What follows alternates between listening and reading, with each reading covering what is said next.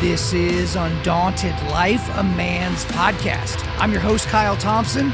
Let's get into it. All right, guys, we got a special guest on the podcast today. His name is John Beck. He also goes by Jack, so we have those names kind of interchanged throughout the interview here. But he is a biblical geographer, professor, and author. He's also the host of a docu-series called The Holy Land, Connecting the Land with Its Stories, and is the author of this book, which we talked about here on the show, Our Daily Bread Bible Atlas. And so the thing about an interview like this is obviously a unique guy. I've talked to a biblical archaeologist, but not like a biblical geographer, but it's kind of nebulous. Like, what exactly does that mean? But he really, during this interview for me, brought the Bible to life. He told some stories on here that I was like literally on the edge of my seat. It's similar to what he does with the Holy Land show. It's similar to what he has here in the book. But there are certainly some times and some stories in the Bible, some historical accounts from the Bible, that if you understand the geography of what's going on and where you're doing it and where it's taking place, it changes the story for you. It deepens your level of understanding of the Bible. And so that's the intro for today. I just want us to get right in and get after it. So without further ado, let's get into it. John Beck, welcome to Undaunted.Life, a man's podcast. Hey, thanks so much for having me, Kyle. Appreciate the chance to visit. Yeah, absolutely. Well, we're going to get into kind of your job, and we talked a little bit off air because what you're technically called, no one really knows what that is. So we got to dispel some rumors. We got to do some detective work today. But above everything else and any other title you have, you carry the title of Christ follower. And so let's just kind of start there because, in our audience, we got guys that just became Christians today, hopefully, amen. And then we got guys that have been raised in it, and we had guys, crazy conversions, non-crazy conversions. So let's just start there. How'd you become a follower of Christ? Yeah, so I was blessed to grow up in a Christian home. So mom and dad led me into the faith early on. And to the point that, Kyle, I can't really remember consciously a time when I wasn't a follower of Christ. And so you're a follower of Christ from an early age. And I just got to tell you, so I didn't grow up So I grew up in Oklahoma, so you're a Christian because you're born in Oklahoma is kind of how it works here. But you got to, occasionally vote Republican and listen to 90s country music, and then you check the boxes and God lets you in the club, right? And so I just love hearing stories from people that have the upbringing, growing up in a Christian household. However, we won't spend a lot of time here, but I am just curious. I have talked to some people that they almost diminish their impact that they can have for the kingdom because they were raised around it, because it's like they never had any other choice. They don't have that dramatic testimony of there I was with the heroin needle hanging out of my arm and the belt still wrapped around it and blah, blah, blah. They're just like, I memorized scripture as a kid. We went to church 3 times a week and, we went to Awana and Vacation Bible School and all that. So for you, did you ever have kind of that internal dissonance about, I've just kind of always been this person and, maybe I can't have a big impact? Yeah, so I think all of us who have sort of had my experience have that a little bit, right? So this was the faith of my parents. Is it really going to be my faith? Is this what I believe? And so I think from an early age on, I was a Bible reader, and I would go back to my bedroom and I would read the text, and as I read the text, the Holy Spirit went to work on me, and it wasn't very long before those questions sort of fell to the wayside. I just felt myself growing more and more closely connected to the Father through the Son.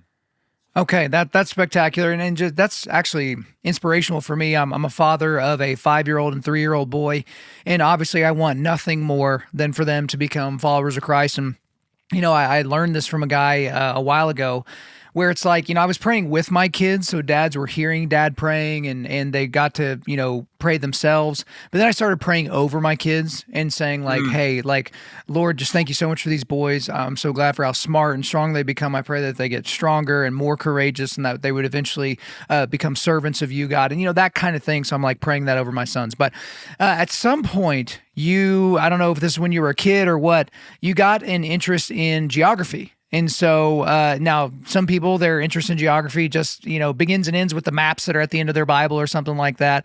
But for you, it went a little deeper than that. So let's talk about how you kind of developed or discovered that interest in geography. Yeah, so I would say my interest in geography and my interest in the geography of the Bible actually happened in 2 different stages of my life. Okay. Yeah. So step 1, geography, I think there's a couple of places that my love for the outdoors really grew. One was on my grandparents' dairy farm. They had a dairy farm in Wisconsin. I was one of the oldest grandchildren. And so I spent a lot of time doing field work out there, taking care of the livestock. And wow, I loved it. I mean, I just felt really connected to it. And the other was that my parents were adventure travelers, and we loved to go to the Mountain West. We'd spend a month and a half every year just rambling through the Rocky Mountains over ridge lines. And that also sort of lit me up. And so the geography part of me was very much alive early on, but it never really was integrated closely to the Bible reading me. Okay. And so it's one thing to kind of experience those types of areas and experience those types of things, but then to bring geography and the Bible together, how does that really start to happen, like tangibly, like to where it's just like, okay, I'm not just interested in the Bible over here and I'm interested in geography over here, and there's really no crossover. Like, did you force the crossover, or did it just kind of like meld together naturally? Yeah, so here I'm going to talk about a geographic conversion of my Bible reading. And for this, I've got a pretty clear picture in my mind of when that happened, Kyle. I was in a graduate school setting working on a PhD. I was a linguist focused in on the refining my skill set and understanding Greek and Hebrew. I was teaching in the university at the time, those languages, so very much a part of my life. And I landed in a classroom, I think not by accident, by the Spirit's leading, in a classroom where Dr. Barry Beitzel, Bible geographer, was introducing the idea of reading the Bible with geographical awareness. And we started looking at Matthew 4:13. Leaving Nazareth, Jesus went and lived in Capernaum. And my goodness, from that moment on, I began to see what a vital role geography played in the communication process generally, and in the Bible in particular. And I was hooked. That was 30 years ago. 30 years ago. Okay. So early on, did you get a bunch of weird looks like, hey, Jack, we're just reading the Bible right now, and you're sitting there like kind of like super interested in kind of where they were walking, where they were going? Because I'll say for me, it's interesting as I was looking through some of the work you've done on YouTube and your new book, which we'll get to all that stuff. It's like, yeah, the coolest thing about this is these are not just stories. We call them Bible stories, right? But this is history. And, between biblical geography and archaeology and different things like that, like, no, these were real occurrences between real people in real places that you can still visit on Earth. Now, just like, the valley where David killed Goliath and all that. I mean, there's a lot of farmland there now. It doesn't look like it did back in that day. But, it's just, did you get people that were like, hey, I don't really get the point. Why are you so interested in this? Yeah, all the time, right? Okay. All the time, because a lot of folks hear I'm a Bible geographer and think that I'm a cartographer. I build maps, and I do help with that, but that really isn't my point of focus. So the easiest way for me to get people in that doorway is to say, look, think about your own human experience. We are all people of place. Who we are, how we think, how we most naturally communicate, very much a product of where we're from. I sound very much like I'm from the state of Wisconsin. It won't take long for me to drop in phrases like, we went up north this weekend, or we're going to have lake effect snow later today. These are local language choices that are informed by my place. And we are full of that as communicators. We drop place and place influence into our communication all the time. And good heavens, is it any surprise then that the biblical authors and poets did the same? Yeah, absolutely. Because, it's easy to kind of skip over details, to skip over genealogies, to skip over Nehemiah chapter 3, where it's like, all right, well, this family worked on the dung gate and this family worked on this part of the wall. But it's like, it was there for a reason. It's put there for a reason. And, there aren't just red letters in the Bible, because that's what Jesus said. If you believe in the Trinity, they're all red letters. And so they're all important in one way or another, right? So let's talk about... Yeah, I mean, it's a great way of putting it. It's a great way of putting it, because all of our communication is economical. We don't say more than we need to say. And that's very true of the Bible. And so everything that's in there has already been edited back to the essentials. And among the essentials is geography. Right. So a challenge, and this is a challenge for anybody that reads the Bible, and this is the challenge that I would throw to them is as you're reading the Bible, especially if you're, maybe in the doldrums of the Old Testament or whatever, it's like Christ is in there. And so it's like you're reading through this and you don't know how this connects. Yeah, reading John might be a lot more palatable to you and a lot more familiar. But I mean, even me and my group of guys here, we've been digging into Genesis for the last, almost a year. And it's like there's some times where you're just like, I don't really care. And you feel like bogged down, but it's like, no, Christ is in here somewhere, even if I don't recognize it. And then pray for the Holy Spirit to reveal that wisdom to you. And then all this kind of circles the drain around the same place in the world, which is Israel, which is a place that I have not been able to go to yet. Hopefully I can get there before too long. Obviously, there are some different security concerns with going there. But for you, when is the first time that you were able to go to Israel? Yeah, so my first trip to Israel was after that class I was describing before with Barry Beitzel. I went with him in the late 1990s, about 1996, 97, somewhere in there. And I thought it was going to be a one and done thing, right? I thought I was going to go collect my impressions, collect my photographs, and leave and use those for the rest of my teaching career. But that wasn't the Lord's plan. And so you went there that first time. How many times, can you even count how many times you've been there since?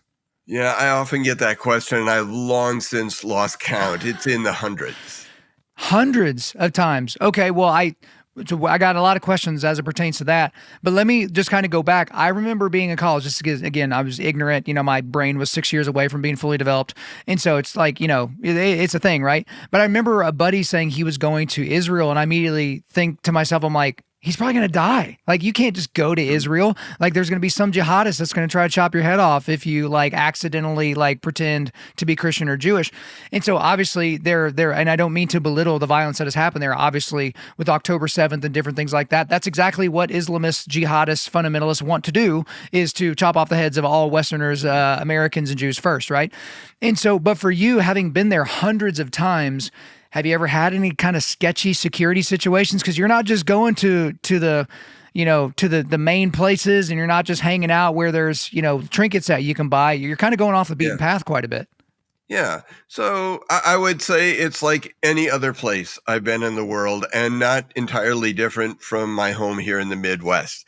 There are places that I can go where I know there's a greater likelihood that there'll be some sort of social, personal trouble going on. Same is true in Israel, but I would say 98% of the time that I'm in a place, I don't even think about that. I'm caught up in the space that I'm working in, teaching in, and security is way off the grid of my attention. All right. Well, let's get in. We'll kind of find a nice soft place to land.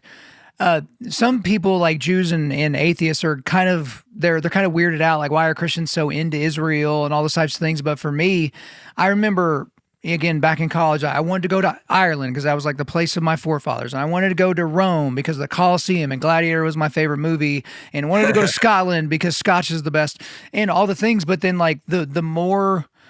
the farther I've gotten in my sanctification process, if you will, the draw to Israel is just palpable. Like, it's at the tippy top of my list. And again, like I said, we're trying to figure out the timing and the location and actually making that happen. But what would you say to Christians that have never been to Israel, but potentially do have the means and have the timing to where they could make that happen at some point in their life? A couple things I'd offer. One is just a reminder that just like us, the stories of the Bible have places. And just like you'll know me better because you know where I'm from and my place, you will understand the Bible at brand new levels when you know that space. That's one. The second thing I would say is be ready to be surprised, because it is a place of extreme geographic diversity. About every 15 miles, you end up changing the nature of the ecosystem. The topography changes, the plant communities change, the way in which people lived in that space in Bible times changes. And so if you're going to the Holy Land in order to learn a single geographic reality, be ready, because there are, by my count, somewhere around 13 to 14 different subregions, sub-ecosystems that become unique in the way in which they contribute to the shaping of the Bible's communication. Okay, and so what would you say to? And I'm sure you've dealt with this with this being your life's work. What would you say to the people that are like, "Look, dude, like Jack, I get it. You're excited. This is you like this kind of stuff, but like, what do we even like? Why do we need to do this? Like, why do we need to go to these places? Like, what does it matter if we can actually see those places or not?" Yeah, it matters because we are always going to put a picture in with the language of Scripture.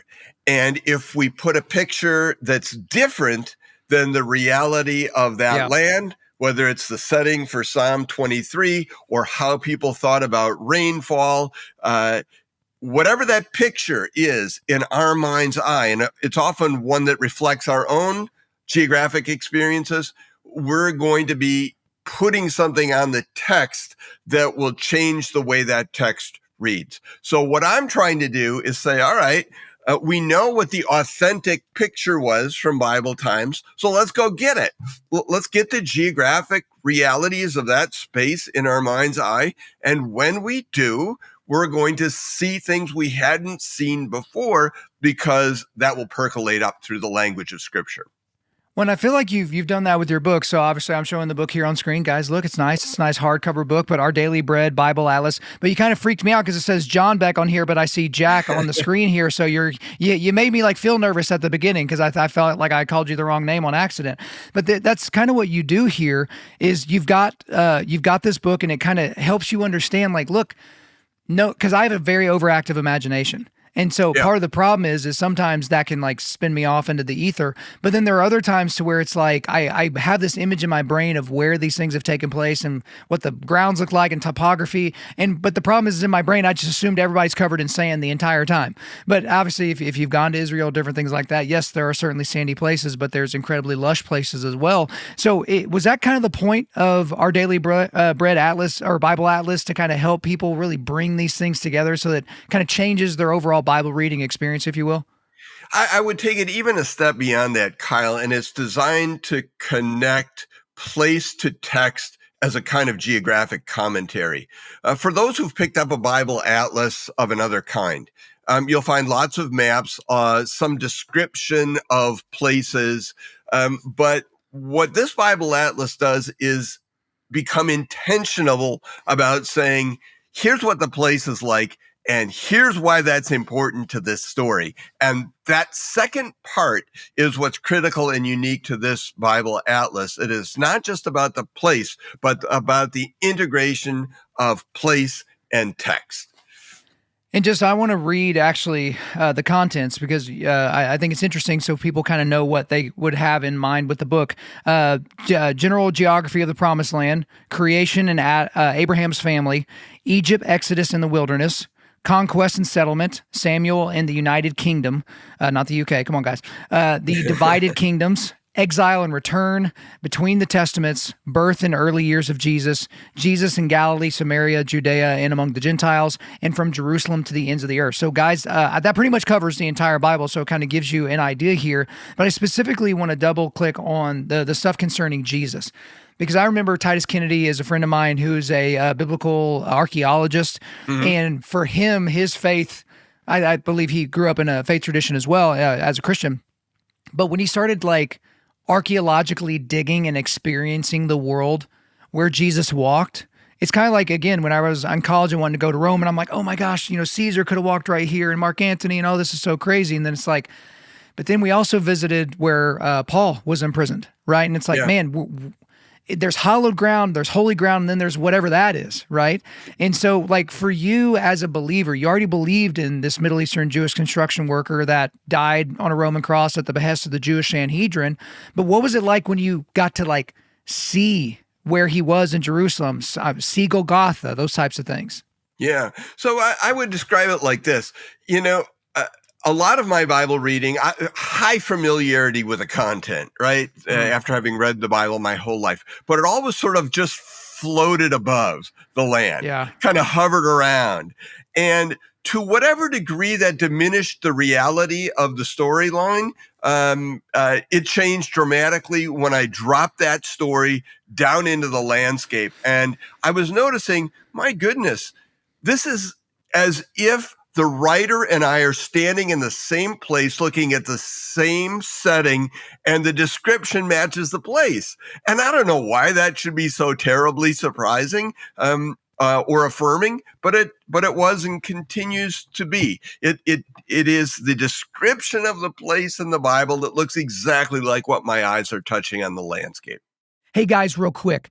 Do you remember during the pandemic when you basically couldn't get anything shipped to your house? All this manufacturing that was supposed to be taking place in America had been shipped overseas and you just didn't notice it. And I remember a bunch of companies saying, we're going to do everything we can to make sure that we bring manufacturing back to America, and almost none of them followed through on that promise. But for me and for all of us here at Undaunted Life, I wanted to make sure that I partnered with an American company that actually did want to prioritize American workers, their families, their communities, and a company that would keep their word. And that's why I want to remind you that we are partnered with Origin.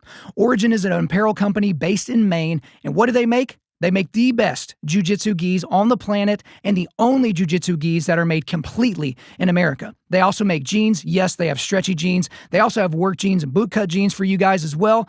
They make amazing hunting gear. And here's the thing. I know you guys like some other hunting brands, but those companies are American companies that use overseas labor to increase their profit margins on their gear, not to help you or Americans out. They also offer handmade leather boots. That does include steel toe boots and mock toe boots. And they also make workout clothes and everyday pants and shirts and almost indestructible hoodies. And they're launching new apparel all the time. Guys, if you haven't already tried Origin stuff, you need to check them out and support a company that supports Americans. Try Origin out today by going to www.originusa.com. That's originusa.com. Use the promo code UNDAUNTED to get 10% off your order. Again, that's originusa.com. Promo code UNDAUNTED to get 10% off your order. Man, you're getting me even more excited about going there and potentially seeing these places and making that part of my Christian walk, like literally and figuratively, because when you're in those places, so right now there's a very popular show on Amazon. It's House of David. And again, the very first screen, it says, look, this is not a direct retelling of every biblical or historical detail. Obviously, they're taking some poetic license because we don't have, a transcript of all the conversations between David and King Saul when he was playing the harp for him and all that. And so, but I thought it was done spectacularly well. But part of it's like all that happened in real places. Now, some of those buildings are not there anymore. Some of the palaces have long since been destroyed and ransacked and all of that. But the valley where these battles took place and where that particular battle took place, which was a foreshadowing of Jesus, conquering death on the cross, which is where Goliath's head was very likely buried. It was right there on Golgotha, the place of a skull. Just tell me how, even specifically that story, I brought it up here for the second time now, how that's different when you're standing in the valley. Yeah. So it all makes sense, right?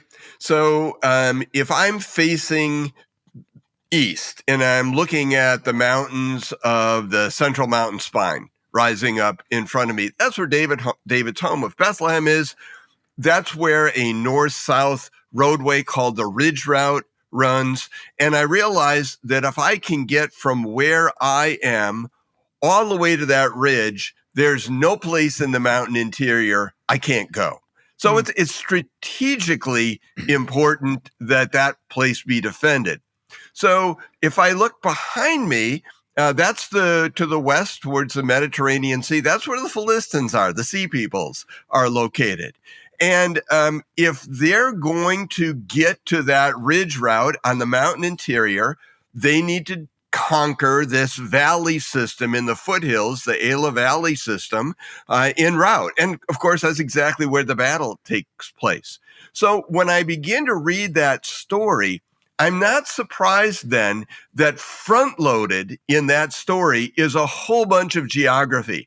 Sometimes, Kyle, I'll ask folks, tell me the story of David and Goliath. And they never start where the story does. They don't start with all the geographical information that's provided there. And you go, well, what in the world is that starting point all about?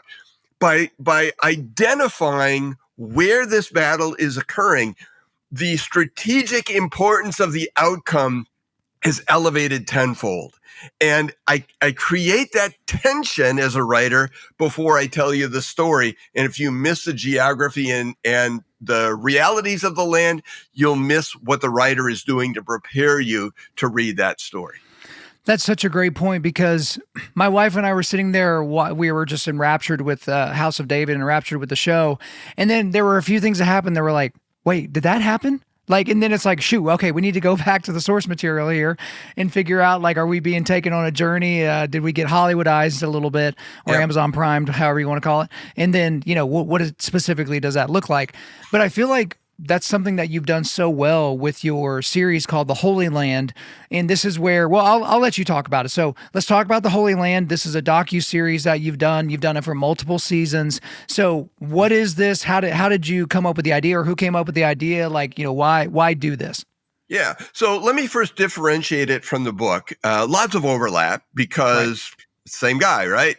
The book moves, as you observed before, Kyle, chronologically. So we're moving like I would read the Bible, from one side to the other. The docu-series moves geographically. And in that respect, it's moving like I teach. I teach for Jerusalem University College in Israel, do field study programs for them. And this is how I teach the land.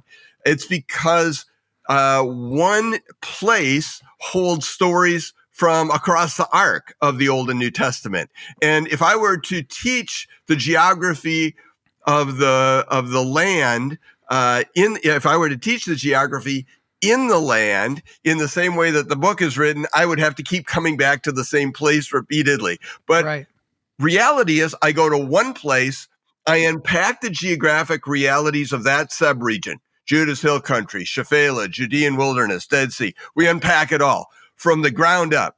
The geology, the formation story, how this water works and drains in that space. We go through all of that, and then we talk about how all of that geography helps shape stories that are unique to that space. And essentially what I do in the field with a group of students is what I do in the docu-series. We go to one region. We unpack the geographic realities of that space, how it lived differently than other places, and then we go into the stories that fit there. And here's something that's axiomatic. You can't take a story that occurs in one of those regions, move it to another region, and have the same story. So I'm honoring the uniqueness of the setting and then retelling those stories in the places where they were born. I appreciate you giving us a delineation between Our Daily Bread Bible Atlas and the Holy Land docuseries.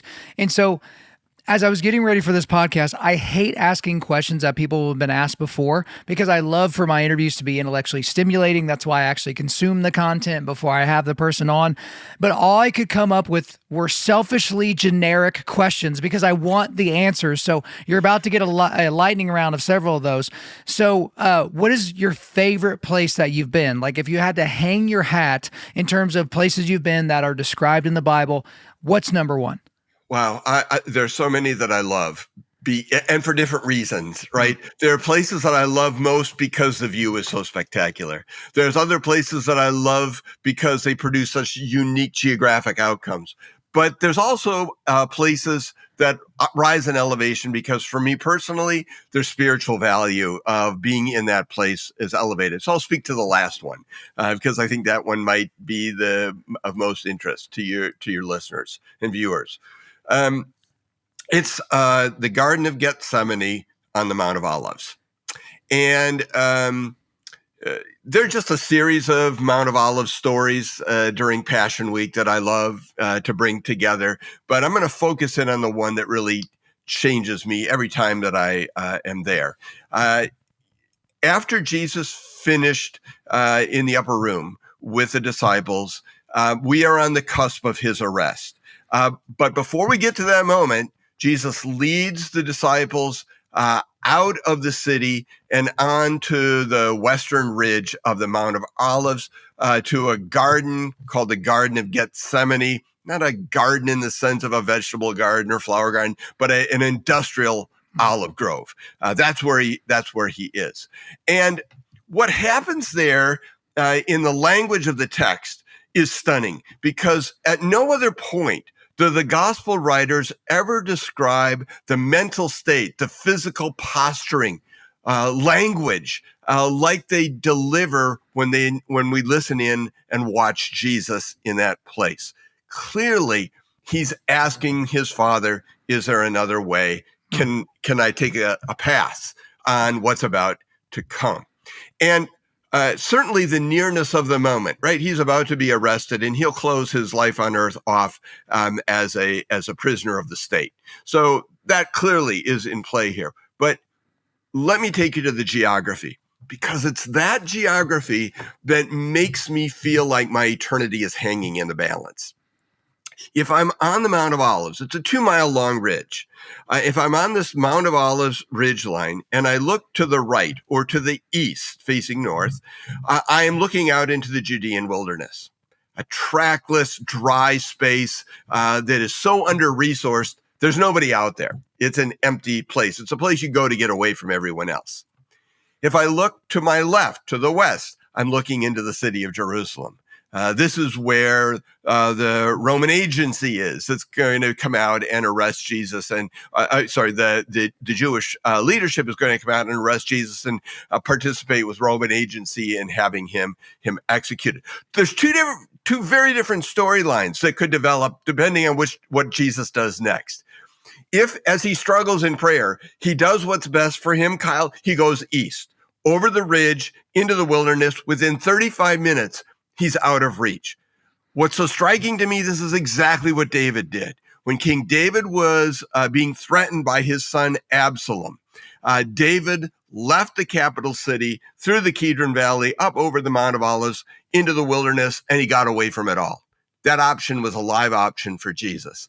The other option, the one that's best for me, the one that I needed him to do, is turn back towards the city. And so I feel that incredible moment of tension, like I never have felt anywhere before in the gospel accounts, where Jesus is on the verge of saying, I'm not going to complete this mission that you need me to complete. I'm going to go off into the wilderness and do what's best for me. And then the moment comes where he pivots and he walks back to the disciples and says to them, rise, let's go. Here comes my betrayer. The decision is made. He's not going out into the wilderness like David had done to escape the harm. He's going back into the city to experience the harm so that I can have an eternity with him. Wow. I mean, again, you miss that. You miss that if you don't understand the geography. So what a poignant thing to share. I appreciate how you share that with the audience. It's very, very powerful. One thing you mentioned also earlier is about be ready to be surprised. And you were basically talking about, how there's so many different types of topographies and geography or whatever, however you like to couch it. But for you, what have been, I always like the ultimate thing, but what have been some of the most surprising or shocking things that you've discovered during your time researching the region? Yeah. So there's two ways that Bible content connects us to place. Sometimes it's through the physical and human geography. We just talked about the proximity of wilderness to the Mount of Olives and how that physical reality played a role in that story. There are other times where a teaching location of Jesus plays into the fact that something important had happened there before. And this is a reality, again, people have to take account of when they go to the Holy Land for the first time. It's an incredibly small land, only 145 miles from Dan to Beersheba, so a pretty tiny space. East to west from the Sea of Galilee to the Mediterranean, about 25, 30 miles, something like that. So you're talking about a narrow corridor of land. There is not enough room in that land for every story to have its own place. And so the reality is stories build up on a place just like the limestone layers of that land do. And sometimes Jesus goes to a place to say something, to do something that is built on what had happened there before. And I can give you an example, but let that settle for just a moment. Think about the smallness of that land, the vertical building of stories, and how going to one place puts you into the context of other earlier stories. Well, now you got me chomping at the bit. I want the example. Let's do it. Luke 7. Jesus is where we usually see him at the start of this. He's on the northwest shore of the Sea of Galilee. If we were to put pin in a map, every time we know where Jesus is, almost all of them would be up there on the northwest shore of the Sea of Galilee. So when he leaves that space, it gets my attention as a Bible geographer, because I'm asking, well, what is he going out to do? What is the purpose of this field study we're on? Well, in Luke 7, he leaves where we typically see him, northwest shore of the Sea of Galilee, and walks a full day south to Nain. And we think we know why he's come. Well, when we observe that a funeral procession is leaving the town gate, a widow is burying her only son, taking him out to the cemetery. Jesus stops that funeral procession mid-grief and speaks to the young man as if he had overslept. Young man, I say to you, get up. And he does, which is amazing, right? Yeah. I don't want to lose track of that moment. And if I'm telling that story, it would be a good place to do the mic drop, wouldn't it? I mean, how do you top the fact that he's just brought someone back from the dead? But as a Bible geographer, I'm thinking, well, he's done this before. He did this up in Capernaum. He's going to do it down in Bethany. So what is there about raising the dead at Nain that's different than about those other places? Well, Luke goes on, because he isn't done telling the story. When the young man gets up off that pallet and returned to his mother, Luke gives the reaction of the crowd. They say, a great prophet has risen among us. God has come to save or to help his people.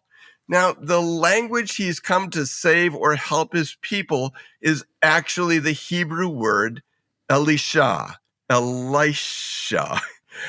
suddenly my mind goes rolling back into the Old Testament. I'm going, wait a minute, is there a story about Elisha and Nain that I've missed before? And Nain is not mentioned in the Old Testament, but I'm not ready to give up quite yet. And so I look at the little bit broader context. Nain is on the north side of a mountain called Mount Moreh. And if I walk just over the ridge from Nain south, I'm going to come to another small town. It only takes me 15 minutes to walk there. I'm going to leave Nain and I'm going to walk south and come to the town of Shunem. And good heavens, there's a Shunem story that got knit into this mountainside. Elisha raised a young man from the dead and returned him to his mother. Look at what that means. Jesus goes to that same mountain, does essentially the same miracle that Elisha had done, and he gets the intended response. A great prophet has risen among us. Now, Jesus could have said that himself anywhere, and it would have been true, and I would have harvested the value out of it. But think of this. He goes to a place where he does a miracle where he doesn't say it, but the people say it. They make the connection. They become the teachers who, through the place, remind me that Jesus is the greatest prophet that we have in the Bible, in the spirit of Elisha. And it's all because he chose to do that miracle in that place that teaching comes to life. Spectacular. Guys, if you need a commercial for the Holy Land docu-series, basically the stories that you're telling here is indicative of the types of content, and it's shot so beautifully and it's done so well. So definitely go and check that out, guys. It's in the show notes. But also, I just asked you about the most surprising or shocking thing. But at some point in all your hundreds of trips and, however many miles you've walked, you've had to have a disappointing moment too. So as you're going through, maybe you built something up in your brain and you get there and it's kind of like, meh, or like you had some experience as you were doing your research where you're just like, yeah, that wasn't quite what I was expecting. So, yeah, I think it's just a geographer in me. It's the lover of the natural world that has challenged with city. So I would think, oh, Jerusalem, really important. Go do the Jerusalem stuff. But there's a couple things about Jerusalem that always make me feel less excited to be the outdoor educator there. One is it's a big urban environment full of smog and buses and noise, and it doesn't feel like the Jerusalem at all of Bible times. The Jerusalem of Bible times is like 1/100th the size of modern Jerusalem, and so it's finding old Jerusalem in the midst of the modern Jerusalem, and it's fighting my way through the urban sprawl and the noise. And then the places have all been highly modified. So I can get to those places and I can help people see here's an event place connection, but I almost always have to rebuild the view. Whereas if I go out in rural contexts and I'm looking at the Jezreel Valley, or if I'm up at Mount Hermon, unpacking the nature of that 9,232 foot snow-clad mountain, I have to do a whole lot less work. First of all, I'm in my natural environment. I'm an outdoorsman who's just baking in the love of what I'm seeing there. But I also don't have to change the view like I do when I'm in the urban sprawl of Jerusalem. So I'm not sure I would say I'm disappointed in it. It's just like, I'm always a little happy when I have a chance to leave Jerusalem and get out into the countryside and teach.